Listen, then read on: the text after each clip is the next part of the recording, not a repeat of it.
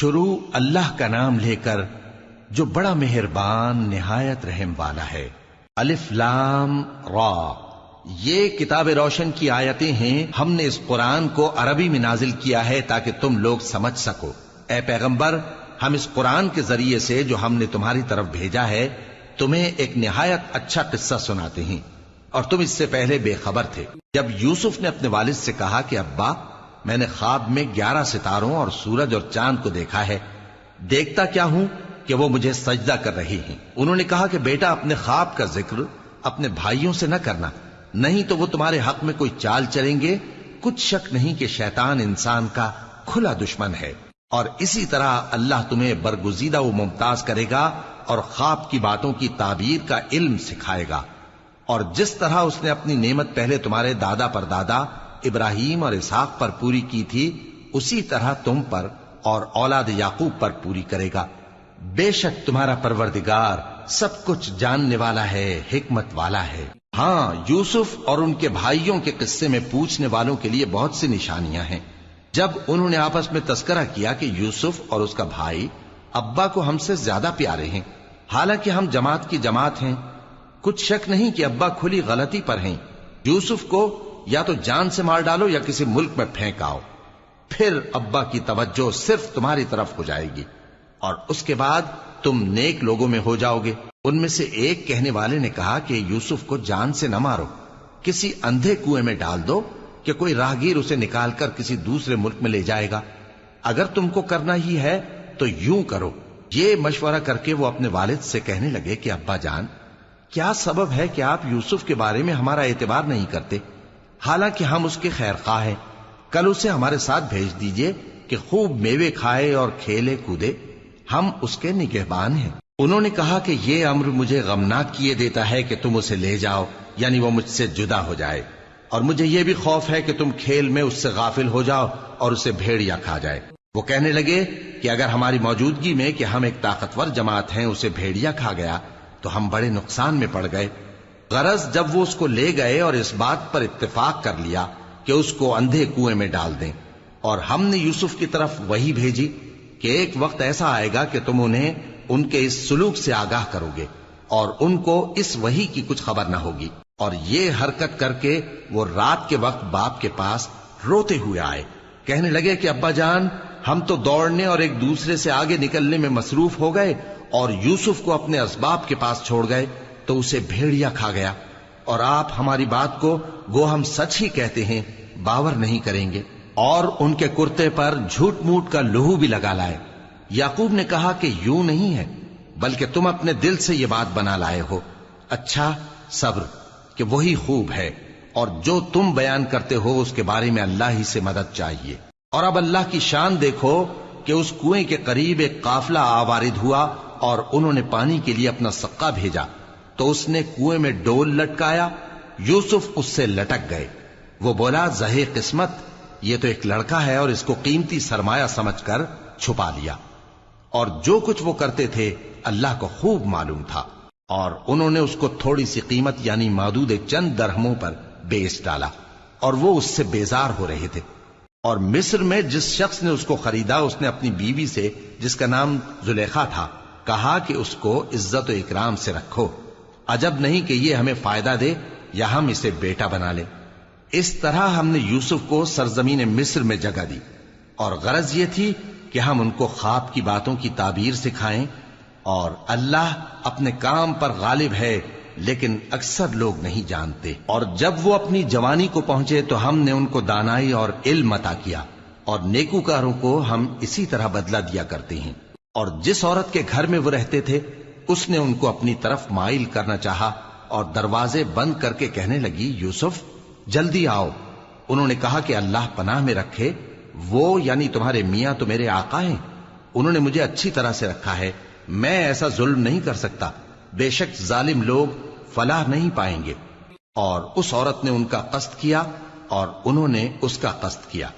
اگر وہ اپنے پروردگار کی نشانی نہ دیکھتے تو جو ہوتا سو ہوتا۔ یوں اس لیے کیا گیا کہ ہم ان سے برائی اور بے حیائی کو روک دیں، بے شک وہ ہمارے چنے ہوئے بندوں میں سے تھے۔ اور دونوں دروازے کی طرف بھاگے، آگے یوسف پیچھے زلیخا، اور عورت نے ان کا کرتا پیچھے سے پکڑ کر جو کھینچا تو پھاڑ ڈالا، اور دونوں کو دروازے کے پاس عورت کا خاوند مل گیا۔ تو عورت بولی کہ جو شخص تمہاری بیوی کے ساتھ برا ارادہ کرے اس کی اس کے سوا کیا سزا ہے کہ یا تو قید کیا جائے یا اسے دکھ کا عذاب دیا جائے۔ یوسف نے کہا اسی نے مجھ کو اپنی طرف مائل کرنا چاہا تھا، اور اس کے خاندان میں سے ایک گواہ نے گواہی دی کہ اگر اس کا کرتا آگے سے پھٹا ہو تو یہ سچی اور یوسف جھوٹا ہے، اور اگر کرتا پیچھے سے پھٹا ہو تو یہ جھوٹی اور وہ سچا ہے۔ سو جب اس کا کرتا دیکھا تو پیچھے سے پھٹا تھا، تب اس نے زلیخا سے کہا کہ یہ تمہارا ہی فریب ہے، اور کچھ شک نہیں کہ تم عورتوں کے فریب بڑے بھاری ہوتے ہیں۔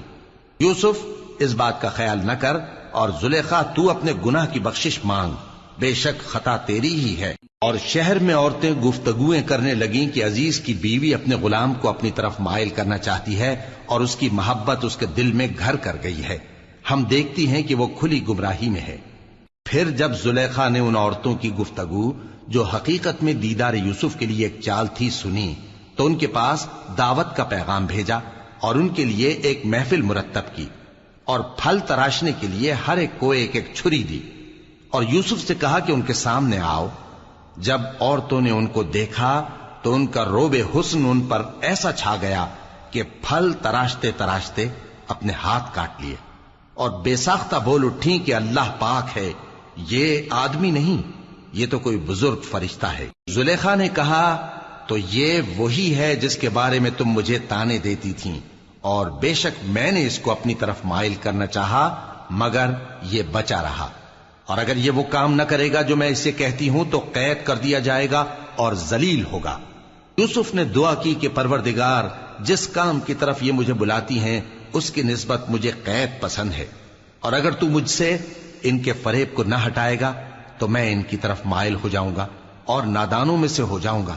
پس ان کے رب نے ان کی دعا قبول کر لی اور ان سے عورتوں کا داؤں ٹال دیا، بے شک وہی تو سننے والا ہے، جاننے والا ہے۔ پھر باوجود اس کے کہ وہ لوگ ان کی بے گناہی کے نشان دیکھ چکے تھے، ان کی رائے یہی ٹھہری کہ کچھ عرصے کے لیے ان کو قید ہی کر دیں، اور ان کے ساتھ دو اور جوان بھی داخل زندہ ہوئے۔ ایک نے ان میں سے کہا کہ میں نے خواب دیکھا ہے، دیکھتا کیا ہوں کہ شراب کے لیے انگور نچوڑ رہا ہوں۔ دوسرے نے کہا کہ میں نے بھی خواب دیکھا ہے، میں یہ دیکھتا ہوں کہ اپنے سر پر روٹیاں اٹھائے ہوئے ہوں اور پرندے ان میں سے کھا رہے ہیں، تو ہمیں ان کی تعبیر بتا دیجئے کہ ہم تمہیں نیکوکار دیکھتے ہیں۔ یوسف نے کہا کہ جو کھانا تم کو ملنے والا ہے وہ آنے نہیں پائے گا کہ میں اس سے پہلے تم کو اس کی تعبیر بتا دوں گا۔ یہ ان باتوں میں سے ہے جو میرے پروردگار نے مجھے سکھائی ہیں۔ جو لوگ اللہ پر ایمان نہیں لاتے اور آخرت کا انکار کرتے ہیں، میں نے ان کا مذہب چھوڑ دیا ہے، اور میں اپنے باپ دادا ابراہیم اور اسحاق اور یعقوب کے مذہب پر چلتا ہوں۔ ہمیں شایع نہیں ہے کہ کسی چیز کو اللہ کے ساتھ شریک بنائیں، یہ اللہ کا فضل ہے ہم پر بھی اور لوگوں پر بھی، لیکن اکثر لوگ شکر نہیں کرتے۔ اے میرے قید خانے کے رفیقو، بھلا کئی جدا جدا آقا اچھے یا اللہ جو اکیلا ہے سب پر غالب ہے؟ جن چیزوں کی تم اللہ کے سوا پرستش کرتے ہو وہ صرف نام ہی نام ہیں جو تم نے اور تمہارے باپ دادا نے رکھ لیے ہیں، اللہ نے ان کی کوئی سند نازل نہیں کی۔ سن رکھو کہ اللہ کے سوا کسی کی حکومت نہیں ہے، اس نے ارشاد فرمایا ہے کہ اس کے سوا کسی کی عبادت نہ کرو، یہی سیدھا دین ہے، لیکن اکثر لوگ نہیں جانتے۔ اے میرے قید خانے کے رفیقو، تم میں سے ایک جو پہلا خواب بیان کرنے والا ہے وہ تو اپنے آقا کو شراب پلایا کرے گا، اور جو دوسرا ہے وہ سولی دیا جائے گا، اور پرندے اس کا سر نوچ کھائیں گے۔ جو بات تم مجھ سے پوچھتے تھے وہ فیصل ہو چکی ہے، اور ان دونوں میں سے جس کی نسبت یوسف نے خیال کیا کہ وہ رہائی پا جائے گا، اس سے کہا کہ اپنے آقا سے میرا ذکر بھی کر دینا۔ پھر شیطان نے اسے ان کا اپنے آقا سے ذکر کرنا بھلا دیا، اور یوسف کئی برس قید خانے ہی میں رہے۔ اور بادشاہ نے کہا کہ میں نے خواب دیکھا ہے، دیکھتا کیا ہوں کہ 7 موٹی گائیں ہیں جن کو 7 دبلی گائیں کھا رہی ہیں، اور 7 خوشے سبز ہیں اور 7 خشک۔ اے درباریو، اگر تم خوابوں کی تعبیر دے سکتے ہو تو مجھے میرے خواب کی تعبیر بتاؤ۔ انہوں نے کہا یہ خواب تو پریشان خیالی سے ہیں، اور ہمیں ایسے خوابوں کی تعبیر نہیں آتی۔ اور وہ شخص جو دونوں قیدیوں میں سے رہائی پا گیا تھا اور جسے مدت کے بعد وہ بات یاد آ گئی، بول اٹھا کہ میں آپ کو اس کی تعبیر لا بتاتا ہوں، مجھے قید خانے جانے کی اجازت دیجیے۔ غرض وہ یوسف کے پاس آیا اور کہنے لگا، یوسف، اے بڑے سچے یوسف، ہمیں اس خواب کی تعبیر بتائیے کہ 7 موٹی گایوں کو 7 دبلی گائیں کھا رہی ہیں، اور 7 خوشے سبز ہیں اور 7 سوکھے، تاکہ میں لوگوں کے پاس واپس جا کر تعبیر بتاؤں۔ عجب نہیں کہ وہ تمہاری قدر جانے۔ انہوں نے کہا کہ تم لوگ 7 سال متواتر کھیتی کرتے رہو گے، تو جو غلہ کاٹو تو تھوڑے سے غلے کے سوا جو کھانے میں آئے باقی کو خوشوں میں ہی رہنے دینا۔ پھر اس کے بعد خشک سالی کے 7 سخت سال آئیں گے کہ جو غلہ تم نے جمع کر رکھا ہوگا وہ سب کو کھا جائیں گے، صرف وہی تھوڑا سا رہ جائے گا جو تم احتیاط سے رکھ چھوڑو گے۔ پھر اس کے بعد ایک ایسا سال آئے گا کہ خوب مے برسے گا اور لوگ اس میں رس نچوڑیں گے۔ اور یہ تعبیر سن کر بادشاہ نے حکم دیا کہ یوسف کو میرے پاس لے آؤ۔ سو جب قاصد ان کے پاس گیا تو انہوں نے کہا کہ اپنے آقا کے پاس واپس جاؤ اور اس سے پوچھو کہ ان عورتوں کا کیا حال ہے جنہوں نے اپنے ہاتھ کاٹ لیے تھے، بے شک میرا پروردگار ان کے فریب سے خوب واقف ہے۔ بادشاہ نے عورتوں سے پوچھا کہ تمہارا کیا قصہ تھا جب تم نے یوسف کو اپنی طرف مائل کرنا چاہا؟ سب بول اٹھیں کہ اللہ پاک ہے، ہم نے اس میں کوئی برائی معلوم نہیں کی۔ عزیز کی بیوی نے کہا، اب سچی بات تو ظاہر ہو ہی گئی ہے، اصل یہ ہے کہ میں نے اس کو اپنی طرف مائل کرنا چاہا تھا اور وہ بے شک سچا ہے۔ یوسف نے کہا کہ میں نے یہ بات اس لیے پوچھی ہے کہ عزیز کو یقین ہو جائے کہ میں نے اس کی پیٹھ پیچھے اس کی امانت میں خیانت نہیں کی، اور اللہ خیانت کرنے والوں کی چال کو چلنے نہیں دیتا، اور میں اپنے آپ کو پاک صاف نہیں کہتا، کیونکہ نفس امارہ انسان کو برائی ہی سکھاتا رہتا ہے، مگر یہ کہ میرا پروردگار رحم فرمائے، بے شک میرا پروردگار بخشنے والا ہے، مہربان ہے۔ اور بادشاہ نے حکم دیا کہ اسے میرے پاس لاؤ، میں اسے اپنا مصاحب خاص بناؤں گا۔ پھر جب ان سے گفتگو کی تو کہا کہ آج سے تم ہمارے ہاں صاحب منزلت ہو اور صاحب اعتبار ہو۔ یوسف نے کہا، مجھے زرعی پیداوار پر مقرر کر دیجئے، کیونکہ میں حفاظت بھی کر سکتا ہوں اور اس کام سے واقف بھی ہوں۔ اس طرح ہم نے یوسف کو ملک مصر میں جگہ دی اور وہ اس ملک میں جہاں چاہتے تھے رہتے تھے۔ ہم اپنی رحمت جس پر چاہتے ہیں کرتے ہیں اور نیکوکاروں کے اجر کو ضائع نہیں کرتے، اور جو لوگ ایمان لائے اور ڈرتے رہے ان کے لیے آخرت کا اجر بہت بہتر ہے۔ اور یوسف کے بھائی کنعان سے مصر میں غلہ خریدنے کے لیے آئے تو یوسف کے پاس گئے، تو یوسف نے ان کو پہچان لیا اور وہ ان کو نہ پہچان سکے۔ اور جب یوسف نے ان کے لیے ان کا سامان تیار کر دیا تو کہا کہ پھر آنا تو جو باپ کی طرف سے تمہارا ایک اور بھائی ہے اسے بھی میرے پاس لیتے آنا۔ کیا تم نہیں دیکھتے کہ میں ناب بھی پوری پوری دیتا ہوں اور مہمانداری بھی خوب کرتا ہوں؟ اب اگر تم اسے میرے پاس نہ لاؤ گے تو نہ تمہیں میرے ہاں سے غلہ ملے گا اور نہ تم میرے پاس ہی آ سکو گے۔ انہوں نے کہا کہ ہم اس کے بارے میں اس کے والد کو پھسلائیں گے اور ہم یہ کام کر کے رہیں گے۔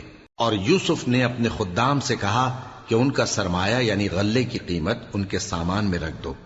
عجب نہیں کہ جب یہ اپنے اہل و عیال میں جائیں تو اسے پہچان لیں، اور عجب نہیں کہ یہ پھر یہاں آئے۔ بس جب وہ اپنے والد کے پاس واپس گئے تو کہنے لگے کہ ابا، ہمارے لیے غلے کی بندش کر دی گئی ہے، تو ہمارے ساتھ ہمارے بھائی کو بھیج دیجئے تاکہ ہم پھر غلہ لائیں اور ہم اس کے نگہبان ہیں۔ یعقوب نے کہا کہ میں اس کے بارے میں تمہارا اعتبار نہیں کرتا، مگر ویسا ہی جیسا پہلے اس کے بھائی کے بارے میں کیا تھا، سو اللہ ہی بہتر نگہبان ہے اور وہ سب سے زیادہ رحم کرنے والا ہے۔ اور جب انہوں نے اپنا اسباب کھولا تو دیکھا کہ ان کا سرمایہ واپس کر دیا گیا ہے۔ کہنے لگے، ابا، ہمیں اور کیا چاہیے؟ دیکھیے یہ ہماری پونجی بھی ہمیں واپس کر دی گئی ہے، اور ہم اپنے اہل و عیال کے لیے پھر غلہ لائیں گے اور اپنے بھائی کی نگہبانی کریں گے، اور ایک بار شتر زیادہ لائیں گے کہ یہ غلہ جو ہم لائے ہیں تھوڑا ہے۔ یعقوب نے کہا کہ جب تک تم اللہ کا عہد نہ دو کہ اس کو میرے پاس صحیح و سالم لے آؤ گے، میں اسے ہرگز تمہارے ساتھ نہیں بھیجنے کا، مگر یہ کہ تم گھیر لیے جاؤ یعنی بے بس ہو جاؤ تو مجبوری ہے۔ پس جب انہوں نے والد کو اپنا قول دیا تو یعقوب نے کہا کہ جو قول و قرار ہم کر رہے ہیں اس کا اللہ ضامن ہے، اور فرمایا کہ اے میرے بیٹو، ایک ہی دروازے سے داخل نہ ہونا بلکہ جدا جدا دروازوں سے داخل ہونا، اور میں اللہ کی تقدیر کو تو تم سے روک نہیں سکتا. بے شک حکم اللہ ہی کا ہے، میں اسی پر بھروسہ رکھتا ہوں، اور اہل توکل کو اسی پر بھروسہ رکھنا چاہیے. اور جب وہ ان مقامات سے داخل ہوئے جہاں جہاں سے داخل ہونے کے لیے ان کے والد نے ان سے کہا تھا، تو وہ تدبیر اللہ کے حکم کو ذرا بھی ٹال نہیں سکتی تھی. ہاں، وہ یعقوب کے دل کی خواہش تھی جو انہوں نے پوری کی تھی. اور بے شک وہ صاحب علم تھے، کیونکہ ہم نے ان کو علم سکھایا تھا، لیکن اکثر لوگ نہیں جانتے. اور جب وہ لوگ یوسف کے پاس پہنچے تو یوسف نے اپنے حقیقی بھائی کو اپنے پاس جگہ دی اور کہا کہ میں تمہارا بھائی ہوں، تو جو سلوک یہ ہمارے ساتھ کرتے رہے ہیں اس پر افسوس نہ کرنا. پھر جب ان کا اسباب تیار کر دیا تو اپنے بھائی کے تھیلے میں آپ خورا رکھ دیا. پھر جب وہ آبادی سے باہر نکل گئے تو ایک پکارنے والے نے آواز دی کہ قافلے والو، تم تو چور ہو. وہ ان کی طرف متوجہ ہو کر کہنے لگے کہ تمہاری کیا چیز کھوئی گئی ہے؟ وہ بولے کہ بادشاہ کا کٹورا کھویا گیا ہے، اور جو شخص اس کو لے کے آئے اس کے لیے ایک بار شتر انعام، اور میں اس کا ضامن ہوں. وہ کہنے لگے کہ اللہ کی قسم، تم کو معلوم ہے کہ ہم اس ملک میں اس لیے نہیں آئے کہ خرابی کریں اور نہ ہم چوری کیا کرتے ہیں. وہ بولے کہ اگر تم جھوٹے نکلے یعنی چوری ثابت ہوئی تو اس کی سزا کیا؟ انہوں نے کہا کہ اس کی سزا یہ کہ جس کے تھیلے میں وہ دستیاب ہو وہی اس کا بدل قرار دیا جائے. ہم ظالموں کو یہی سزا دیا کرتی ہیں. پھر یوسف نے اپنے بھائی کے تھیلے سے پہلے ان کے تھیلوں کو دیکھنا شروع کیا، پھر اپنے بھائی کے تھیلے میں سے اس کو نکال لیا. اس طرح ہم نے یوسف کے لیے تدبیر کی، ورنہ بادشاہ کے قانون کے مطابق وہ اپنے بھائی کو لے نہیں سکتے تھے مگر یہ کہ اللہ چاہے. ہم جس کے چاہتے ہیں درجے بلند کرتے ہیں، اور ہر علم والے سے بڑھ کر ایک بڑا علم والا ہے. برادران یوسف نے کہا کہ اگر اس نے چوری کی ہو تو کچھ عجب نہیں کہ اس کے ایک بھائی نے بھی پہلے چوری کی تھی، مگر یوسف نے اس بات کو اپنے دل میں مخفی رکھا اور ان پر ظاہر نہ ہونے دیا، یعنی زیر لب کہا کہ تم بڑے برے ہو، اور جو تم بیان کرتے ہو اللہ اسے خوب جانتا ہے. وہ کہنے لگے کہ اے عزیز، اس کے والد بہت بوڑھے ہیں اور اس سے بہت محبت رکھتے ہیں، تو اس کو چھوڑ دیجئے اور اس کی جگہ ہم میں سے کسی کو رکھ لیجئے، ہم دیکھتے ہیں کہ آپ احسان کرنے والے ہیں. یوسف نے کہا کہ اللہ پناہ میں رکھے کہ جس شخص کے پاس ہم نے اپنی چیز پائی ہے اس کے سوا کسی اور کو پکڑ لیں، ایسا کریں تو ہم بڑے بے انصاف ہیں. آخر جب وہ اس سے نا امید ہو گئے تو الگ ہو کر صلاح کرنے لگے. سب سے بڑے نے کہا کیا تم نہیں جانتے کہ تمہارے والد نے تم سے اللہ کا عہد لیا ہے، اور اس سے پہلے بھی تم یوسف کے بارے میں قصور کر چکے ہو، تو جب تک والد صاحب مجھے اجازت نہ دیں میں تو اس جگہ سے ہلنے کا نہیں.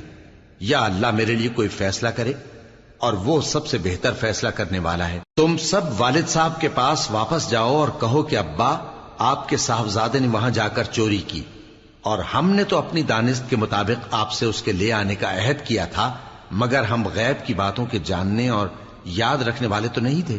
اور جس بستی میں ہم ٹھہرے تھے وہاں سے یعنی اہل مصر سے اور جس قافلے میں آئے ہیں اس سے دریافت کر لیجئے، اور ہم اس بیان میں بالکل سچے ہیں. جب انہوں نے یہ بات یعقوب سے آ کر کہی تو انہوں نے کہا کہ حقیقت یوں نہیں ہے، بلکہ یہ بات تم نے اپنے دل سے بنا لی ہے، تو صبر ہی بہتر ہے.